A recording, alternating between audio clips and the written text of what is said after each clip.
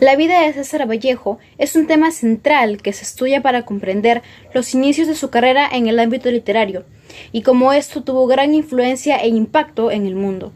Esto se evidencia con el respaldo de Jorge Basadre, quien lo reconoció como un destacado revolucionario en el mundo de la poesía del siglo XX, así como el principal representante de la literatura en Perú.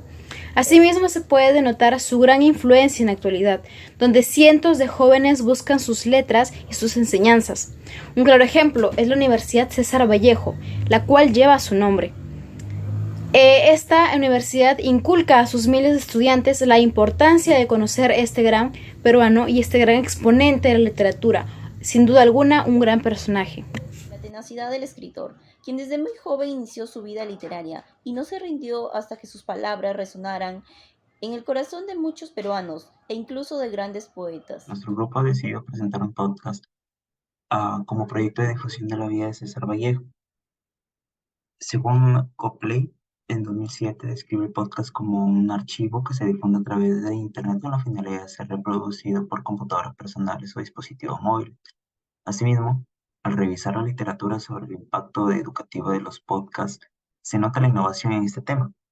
Se han identificado investigaciones específicas en numerosos centros educativos a nivel mundial, abordando una variedad de materias y niveles educativos, desde los niveles secundarios hasta la educación superior, como por ejemplo en la enseñanza de idiomas, medicina y turismo. El primer poemario en escribirse ese viejo fue Los Heraldos Negros. Este mismo se publicó en 1918, el cual se concentra en la intimidad que vivió Vallejo como en su hogar, su familia y demás, así como la nostalgia que este mismo vivió. En estos poemas fueron escritos durante la juventud de Vallejo en los lugares de Trujillo y Lima. Luego, en 1922 se publicó Trilce. Este poemario se caracteriza por ser escrito en la penitenciaría de Trujillo en los años 1920-21. Esta experiencia hizo que en su obra se vea reflejada la necesidad de la libertad que tenía este escritor.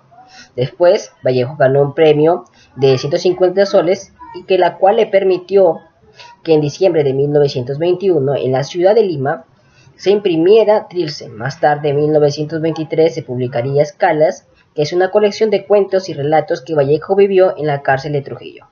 Asimismo, en este lugar escribió la mayor parte de estos y se imprimiría en la penitenciaría de Lima.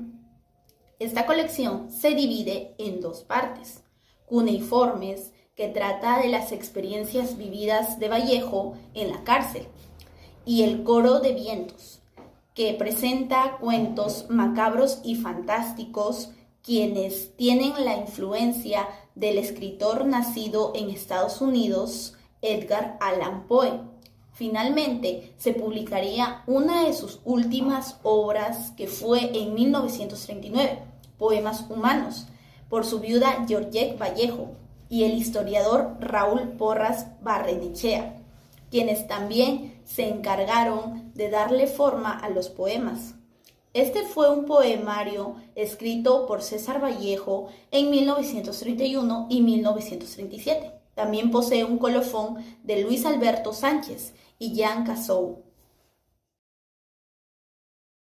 La producción literaria de César Vallejo en esta obra Los Cainas se basa en su escenario en la parte andina del Perú, ya que está relacionado con la vida que se lleva en ese lugar.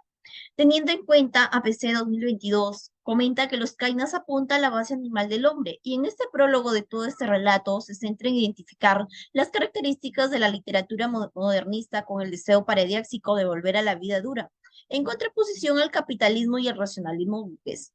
Vallejo participa en este episodio no por nostalgia, sino por lo salvaje que se está convirtiendo todo esto.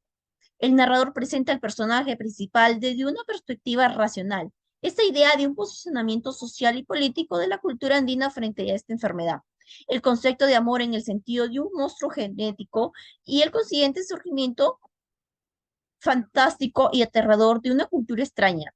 Ayudan a especificar los aspectos duales.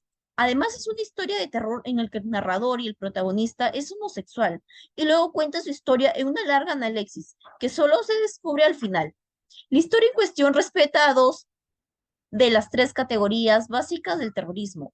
Como ya hemos visto, se trata de una obra paranoica en la que es imposible distinguir entre realidad y pesadilla.